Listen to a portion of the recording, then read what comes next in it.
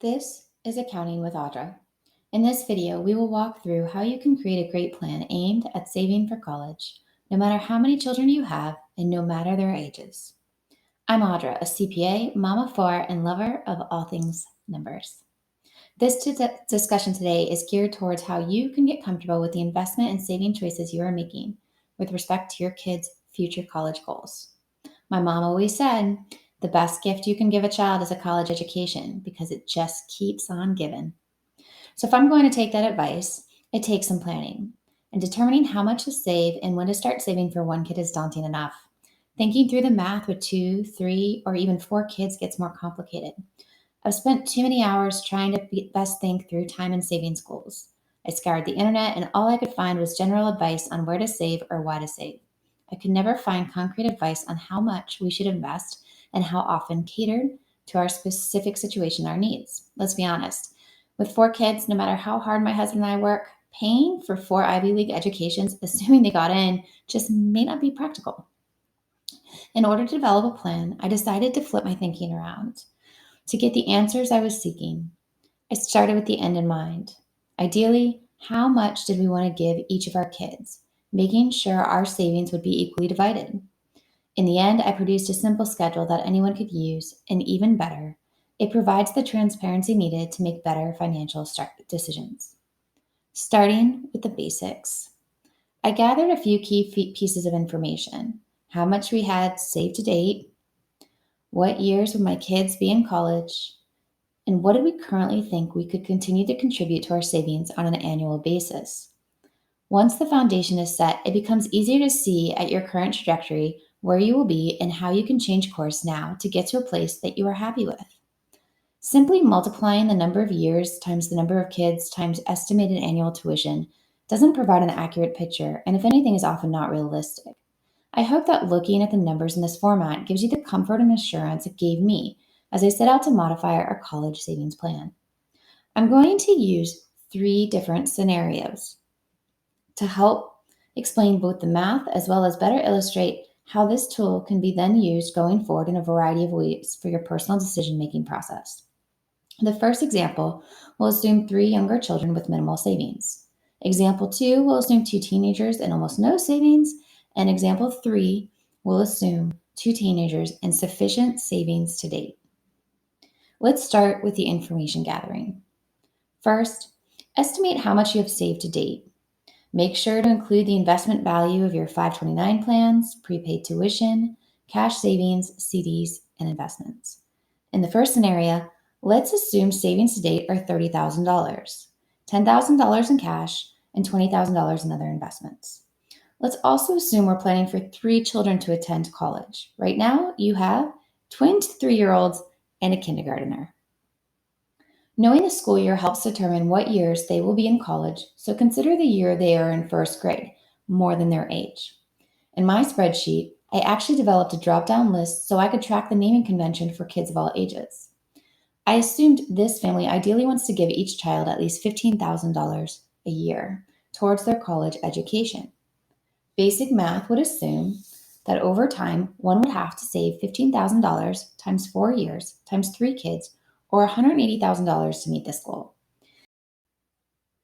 Here's a closer look at the schedule that I built out for purposes of my savings for college. I put all of the inputs at the top. Current savings, like discussed before, of $10,000 in cash and $20,000 into the other investments. I then put all of the years being considered along the top of the schedule. Below that, I started with the beginning balance. My beginning balance, I then linked to the savings summary. Below the beginning balance, add a row titled Annual Savings Amount. Then add a row for college spend, which will be 0 until a child is in college. We will populate this column by multiplying the numbers you put above the years times the annual spend. I built a formula to automatically generate this based on my dropdowns. So for example, if I have 2 preschoolers, I would select P3 for preschool. And the schedule shows they will be in college for the first year of 2036. If I scroll to the right in my schedule starting in 2036, You'll see two populates for each child in college. The other child is in kindergarten. It doesn't really matter what order you put them in the schedule. I selected K for kindergarten, and 2034 indicates the child starts college in that year. Again, if I scroll right, you can see that in 2034 and 2035, there's one child in college, and come 2036 and 2037, there will be 3 in school in this scenario, and then the twins will finish their education in 2038 and 2039. This schedule shows there are a lot of years to plan and think through this analysis. Next, we will include the annual savings spend of what you would like to initially pay. In this example, we're using $15,000. Input the $15,000 negative, then populate the annual college spend column by multiplying the number above each year times the annual spend, and carry that across in the calculation. So for the years where children are in school, you'll see the outflow of money. Below the payment, include a row for rate of return. We will address this row in a minute. Finally, total the amount for the year. This sums up all of the values in the column. The beginning balance in the next year, 2022, should equal the ending balance of the prior year. You want to make your beginning balance always equal the year before ending balance. As this balance increases savings and decreases for spending, it will then carry over. Using the base information in our example, if I zoom in, it is obvious that the initial $30,000 saved is not enough to cover tuition. We're actually spending more than we have available.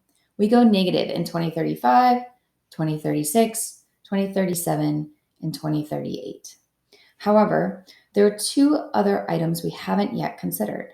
First, many families have an estimate of what they think they can save annually towards college.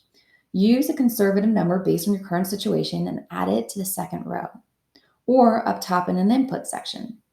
If I link to it, it allows me to edit more easily. Let's assume in this scenario, the family will work to put $5,000 a year into college savings. Next, we should assume some sort of rate of return on those savings. This is where scouring the internet can be useful to learn more about average rates of return on different investment vehicles like CDs, mutual funds, 529 plans. You can also determine with this schedule we are building just how beneficial a more aggressive savings strategy may or may not be. Generally, the more time you have until college, the more beneficial rates of return can be. So let's assume a modest 4%, assuming you may choose to invest in a variety of methods with different risk profiles. I'll enter a 4% here, and on my rate of return, I'm going to multiply the beginning balance for each year by this percent rate. Every year as my beginning balance grows because I'm saving more, in the rate of return, you will grow the balance from compounding. As long as the investment continues to grow and $5,000 contributions are made, there'll be sufficient savings to make each $15,000 payment in college tuition when it comes due. Scanning to the future years, the output indicates that putting $5,000 in this fund each year and investing at a 4% rate of return will provide enough to pay for college for 3 children, overlapping years, giving them each $15,000 a year. The total contributed is $125,000 over time. And in the end, it paid for $180,000 of college tuition. What's nice about a schedule laid out like this is you can easily manipulate the information to run ideal scenarios. For example, you could consider reallocating more discretionary funds to college savings, or you could choose to make different investing decisions that may include a different rate of return. If, for example, we assume a 5% rate of return instead of 4% and work to increase contributions to the college fund to $10,000 in 2025, suddenly there's enough money to give each child quite a bit more money a year. Looking at our schedule, you see there's additional savings to give to college. You can alter college payments until you have utilized it all. I'd already played around with this scenario, so after some variations, I determined now that there was sufficient funds to actually give $25,000 a year per child. You can adjust the inputs in small increments to determine the best number you can provide ratably and equally with this schedule over time. Thinking about how much you can give instead of a lump sum massive number that seems almost impossible to achieve helps reframe college savings. Until I created this calculation, I honestly thought my husband and I were far away from our desired goal. When I finished including all the information to date, I found the complete opposite to be true. Now that we've walked through how to set up a savings schedule, I want to use two more examples to illustrate just how useful this tool is, irregardless of your current situation. I will also add in some additional considerations for you as you start to think through how to use this to aid in your savings goal, layered with financial aid, debt, and scholarships.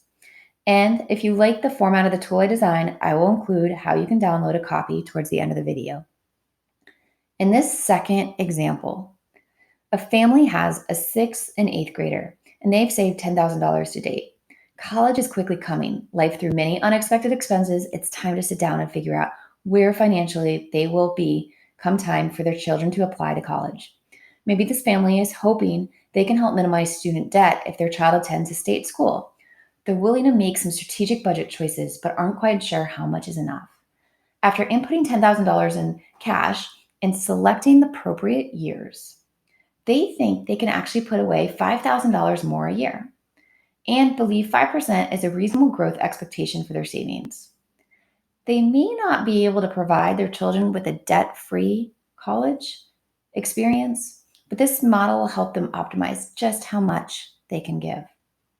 Let's see what happens if we start with a goal of $5,000 a school year. Looking at our schedule, if $5,000 a year was added to college savings, looking in the future, you can see that there is more than enough funds to give each child $5,000 a year. In this instance, a family could increase what they can give, input variables in small increments, and check if there's leftover money in savings. At $7,000 and then $8,000, and then even adjusting it to $8,500, what this schedule shows is there's still some leftover funds. This means saving $5,000 a year starting now, with as little as $10,000 saved prior to this year, you could actually give each child $8,500 a year towards their college tuition. So even in this scenario where there is a short period of time and small savings, making changes can still have a dramatic impact on providing for college education and potentially decreasing student debt. In the third and final example, I want to illustrate how this schedule may help a family that already has worked to save a lot of money. Let's assume a family saved $110,000 a date. They had two children in 8th and 10th grade, so children are closer to college age. The family hopes to give each child $30,000 a year towards their college education. The parents, at the very least, want to ensure a debt-free option if they choose an in-state school that is estimated to cost around $28,000 a year. They're trying to figure out just how much they would need to set aside over the next couple of years to really achieve this goal. It's a short time frame, but earning a rate of return on their investment to date, even a conservative one, should not be overlooked. Remember, the last year of college for the 8th grader is still 8 years out. Using this format, we can change the annual amount until the last year results in a positive amount. Since this is a shorter time frame, I'm assuming a 3% rate of return. I'll input the 3% rate of return amount, and I'll add $30,000 to the annual college payment.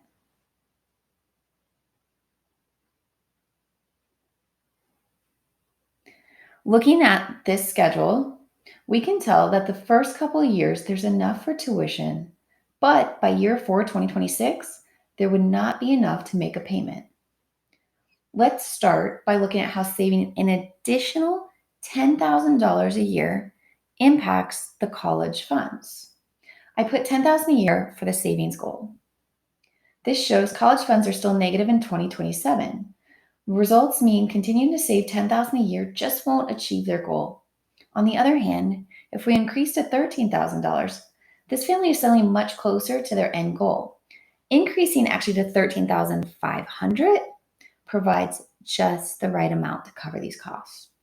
One other great benefit of setting up a cash projection like we have is the ability to key in actual results over time. This shouldn't be a one and done exercise, but instead revisited on an annual basis.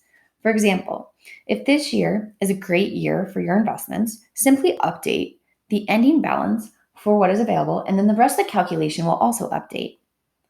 If the rate of return, let's say in the stock market this year, is $7,000, you can update to see how it impacts the end answer. You may surprise yourself and find out at the end of the day, you can give more towards college education or spend more on that family vacation or kitchen remodel than you thought when you plan out your future with this type of transparency. One final note on college. It's not possible to anticipate what annual costs will be for your family. You can estimate school tuition based on what is published annually, but you won't know what school or schools your child will be accepted to until the year before. Financial aid, merit scholarships are also a last minute known item. If you really want to map out scenarios, consider adding a few more rows to the bottom of your spreadsheet. So, as you start to think through the cost of college, you can save it all in one spot. This may also steer some choices regarding where to apply as you help your children understand the financial impact to them based on one decision or another. I recommend something like this. Scroll down to the bottom of your worksheet. Add a few rows. One row for estimated costs of college. You can then change this for different schools. Less FAFSA. This will be computed by you in the fall of your child's senior year, but can actually be estimated at any point in time. Less scholarships, including merit-based. Less the estimated cash payments you determined in the analysis we just walked through. This will provide you with a clearer picture of what debt may or may not be at the end of the day. In my next video, I'll break down just how the FAFSA form works by looking at what numbers drive the calculation. Everyone should complete the form, regardless of the income and assets, and I'll explain just why. If you found this video useful and you're looking forward to a discussion on FAFSA, please consider subscribing to my channel to get notified when my next video publishes. If you want a copy of the actual spreadsheet I used in this video, please help me grow my channel. When I reach 500 subscribers, I will post a downloadable copy of the schedule for you to freely use.